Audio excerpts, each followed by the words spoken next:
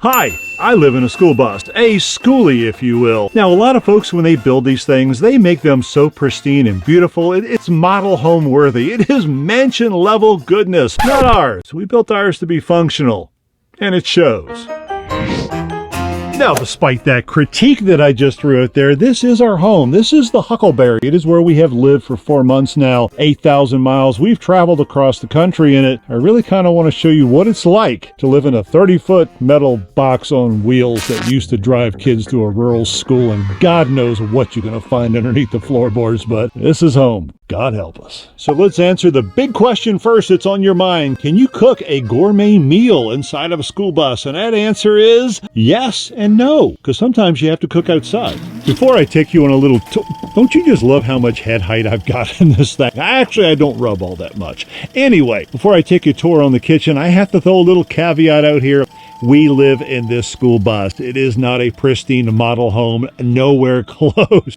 So I apologize in earnest for our mess, but you'll understand. Now, before we got the solar panels installed, more on them in a second, we primarily used propane for cooking. Now, deep under here is a drawer that you cannot see. That's where the indoor propane is. And I'm going to skip back in time to maybe 4 months ago when we first started learning how to cook in the bus to give you an idea of how cozy and comfortable it is. And then I'll be back to show you how we do it now. Here's the first thing. Everybody thinks when they get a bus, oh, it'll be so cozy. It'll be so romantic. Look at her smiling. No, what it means is you're inside of a 7-foot little boxy tube trying to scoot by each other all the time. You learn where the nooks and crannies are. You learn where you can get your fat, wide butt, or at least my big, fat, wide butt, out of the way so somebody can pass. It's not a bad existence, but it is not a, oh, I'll just walk around the other hallway existence. You get used to it. Gin and tonics help. All the way back to the fridge, way back there. I'm excited about tomorrow. Tomorrow we get fresh ginger, turmeric, all kinds of herbs. I love the pepper steak. My God. So yeah, night number 2. We'll tell you all about that tomorrow. But right now, I think we're just masticating a whole bunch of sausages. I'm going to be quiet because, you know, I want to be... The knife. Yeah, and I want to eat later. So looks great, honey. Of course it does. Now, like you, we actually do have an oven. Strangely enough, this is a convection oven. We've never used it. Here, we've never actually turned it on. We got a full-size refrigerator freezer. We have so much counter space and so much, well, we have so many spices. There is literally nothing that I cannot cook in this bus. There is so much room to prep. There's not a lot of room for 2 people to walk by each other, but as long as one person is cooking, it's fine. But primarily, we do 2 things when we cook. One is use an Instapot, and the other is I have a little setup outside that I actually prefer to cook with. The smells don't quite seem to accumulate outside. Okay, this giant mess behind me, you know, the mess that I didn't clean up after last night's dinner, which, by the way, was a lovely cod and lemon butter sitting on a bed of spinach. It was... Anyway, we're talking about cooking. It doesn't look like much. It's a 2-burner camp stove that hooks up to a propane tank that is basically 2 jet engines on a little folding rickety table. But I can cook so well out here. You come out, you have a little beverage, you're surrounded by all of this beauty that's around me, and it's just a nice place to cook, cooking al fresco. And yeah, we can go inside and we can cook in a pinch, and we can get the Instapot going when we just feel like doing something besides not cooking. But this is my spot. Okay, here's something that you probably never have to do in your home unless it's like 157 years old. Do you ever have to worry about it being level? I'm sure you kind of get where I'm going with this.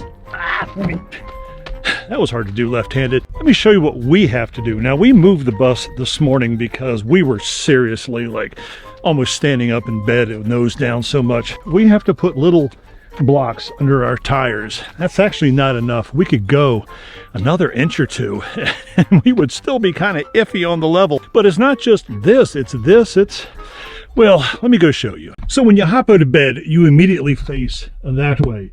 And when you got the downhill, all of a sudden you start going faster, faster, faster, faster, faster, and you try really hard not to run into the front. Like I said, last night was worse. I actually did hit. So sometimes your home needs maintenance. And in our case, well, sometimes that means the engine, transmission, and other moving parts. But just like you, sometimes we got bathroom problems too. Now here's our current problem du jour, and oh my God, it's really tight in here, so hang on a second. As you can see, we don't have a very big bathroom. Down here, we poop into a bucket and we pee into what's basically a funnel. That funnel's connected by a hose to a tank underneath the bus. I gotta get out of here because I'm getting a little claustrophobic. And that's the way it normally works. It normally works pretty well. Unfortunately, the diverter, the funnel that we pee into, had a crack in it and it was leaking, it was seeping. But underneath of that all is where we put all the filler, the compost, the kitty litter that we actually use to cover our number 2. We didn't know it was wet for the better part of a month. Well, once we discovered that it was wet, it was a huge mess. And we got parts on order. That's the other part. If you're driving around the country, how do you get parts delivered to you? In about 2 weeks, we're going to have it delivered to where we are, and we'll put it all back together. In the meantime, well, we're using alternative methods in the bus. It kind of involves a red sippy cup. Anyway, more later in the video. I'll show you exactly what it is we've got. But yeah, that's the joy of bus life. Sometimes things break and it's a little bit harder to fix them. Oh, and I guess I really should address the big elephant in the room, that which is surrounding my head and on my face. Yes, my hair is wet. Yes, it is browner than you're going to see it in other. My hair is going to change a lot during this video because I'm filming it over the course of a week. And well, I just got out of the shower. I just finished over dyeing it. It was over grape. Just kind of ignore it. Maybe I'll just interpose Brad Pitt or somebody on top of me. We'll see how it goes at the end. For now, I'm sorry. So what's it like to drive one of these things, you asked? Well, in a word, bouncy and loud and abusive and disruptive, and things bounce around. Let me describe to you exactly what it's like. It's exactly like driving a car, only it's not. You have to get used to things like it's longer, wider, taller, it has air brakes. It literally will bounce up and down forever until you try to stop it. Lovely roads we have here in this country, and it's also a little bit terrifying. Now, I am getting used to this beast on the road, but honestly, it is different. It is, you take up so much more space, and you're aware of that space. Getting into and out of parking lots takes a lot of forethought. You probably are on autopilot when you're driving. I can't do that. I don't have the luxury because, well, if I hit something, that's 20,000 pounds of force that's going to hit it, and I really don't feel like replacing anything. Now, having said all of that, I really do enjoy driving this thing. We've put almost 8,000 miles on it already in the past 4 months. It's not a terribly comfortable seat. It doesn't look terribly comfortable, but at the same time, I can spend hours in there just watching everything go through the big window. And I don't think I'd rather do it anywhere else except in the cockpit of this big-ass bus. You know how when you're laying in bed at night, just getting ready to fall asleep, and your brain is going into some very weird places? Well, I don't know if this is just me or not, but do you ever have this dream, this notion that you're going to go to sleep and wake up in a completely different place, that somebody will have put the keys in your house, started it, driven you across the country, and you're not going to know where you are when you wake up? I'm thinking maybe that's just me. It really is kind of weird. Happens kind of often too. Well, we're about as done can be. We're still waiting on one little part. You'll see that by the end of the video. Probably. It's so terribly exciting. Let me show you what we've done. We took all of this, cleaned it up, sanded it down. There is no more moisture. We've got a vapor barrier, which goes down into a kitty litter box, which goes into our bucket. And oh, you know that as seen on TV rubber sealant stuff that's supposed to make a screen door turn into a boat? Covered it in Flex Seal. After a day on the water, not only does it stay afloat, but the inside is completely dry. That's everywhere down there. We are not getting any more wetness. Well, I mean, I can't guarantee that my aim is going to be any better, but at least now we have a containment system. All right, on to the next project. Hi, pardon the interruption, and yes, we'll get back to the Skoolie tour in a second, but I have something very, very important to talk to you about. Do you know that it doesn't cost a penny to like someone, to like something? Now, I like you. I really can't see you over there past the camera too well. I mean, you're a nice person. You dress well. I mean, you look stunning in that outfit. Okay, that was a little creepy. Anyway, I'm assuming you look stunning, and I'm assuming that you're a likable person. Well, I'm a likable person too, and that's where you can actually help me. Do you see that little button, that little thumbs up, not the thumbs down, the little thumbs up down at the bottom of the screen? Tap it, please. Just click it, because otherwise I don't know that you like me, and I'm very insecure, and it would mean the world to me. And this whole segment here has just gotten really, really out of control. So let's go back to the bus. Hi, let me introduce you to my absolute favorite portion of the bus. The room that we devoted almost half of the school bus to when we designed it. And I don't want to call it a bedroom because It's actually so much more. Here, let me scoot back and I'll tell you all about it. Unfortunately, my favorite place doesn't have a whole lot of headroom. Now, we wanted to create a space where we could get away from it all. The front of the bus is kind of functional. It's where you cook, it's where you sit, it's where you drive. But back here is where you live. We park the bus at night, we roll up the windows, and you don't even know that you're in a bus anymore. It's just this super colorful, hippie, trippy room that we've created. You don't hear anything. It is so soundproofed, and it's where you want to be. It's my office. It's where I sleep. It's where sometimes I eat. It's got all of my personal belongings back here, and it is my most favorite room in the entire bus, if you can use the word room in a bus. And this is probably where I would rather be anywhere in the world. You know, except for maybe Spain and Costa Rica and half a dozen other. If I could take this bedroom and put it in those places, God, I'd be a happy man. But yeah, for right now, don't quite have that technology. Here's a fun one I wanted to show you. Do you see all of these plants back here? Nikki has decided that, well, let me get somewhere you can actually see me. Nikki has decided that she wants to be a gardener inside of a school bus, and she's done a really good job. This is where the sun plants live. The sun plants. This is where the plants who need sun, and don't they all live. She also has a big spot in the back where things kind of can grow under grow lights.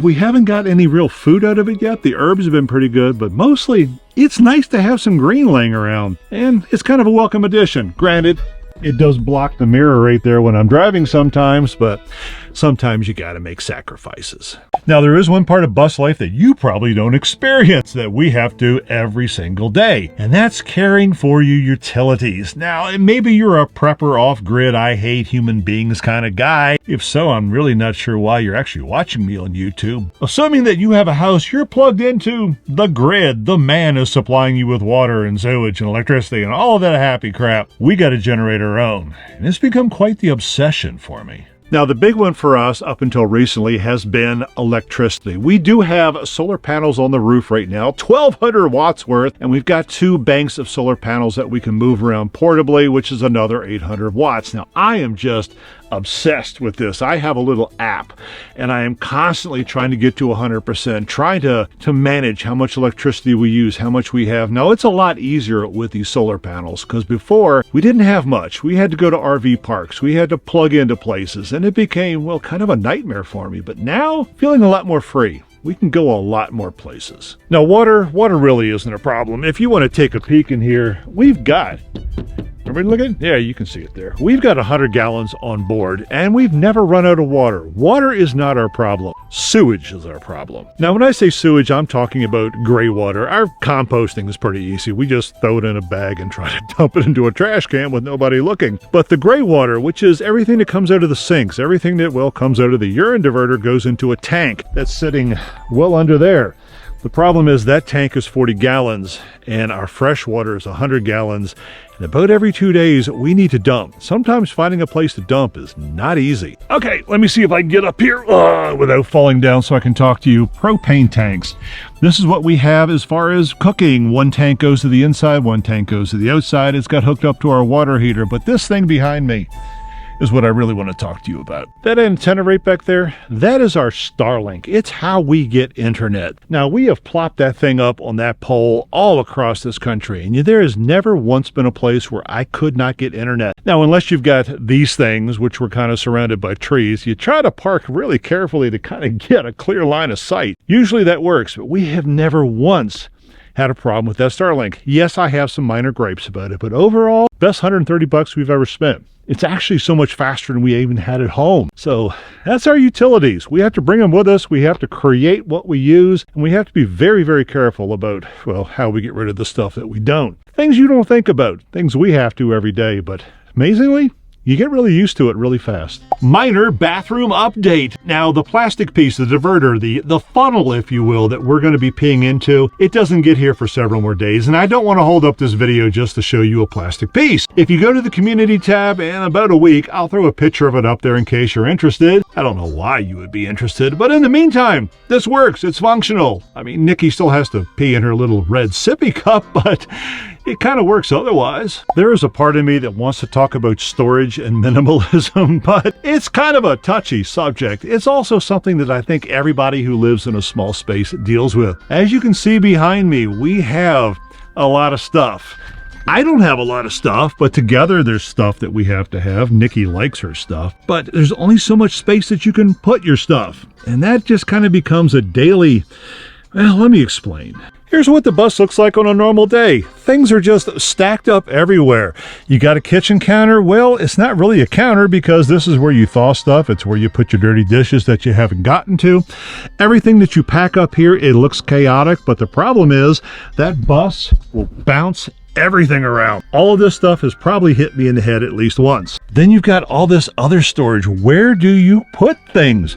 We even have stuff just packed up underneath the damn sofa because things need a place. Things are always evolving. Things are always flying. And, well, you want to get rid of things, but at the same time, you need things. Now, back here in the bedroom, I don't know if you can see it, everything you see here, that's everything that I own.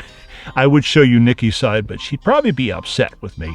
I'm not saying I've got the right idea, but unless you live in an efficiency apartment with 12 other people and 4 of them are hoarders, you really don't understand the premium that storage is. Now, I battled it by getting rid of a lot of things.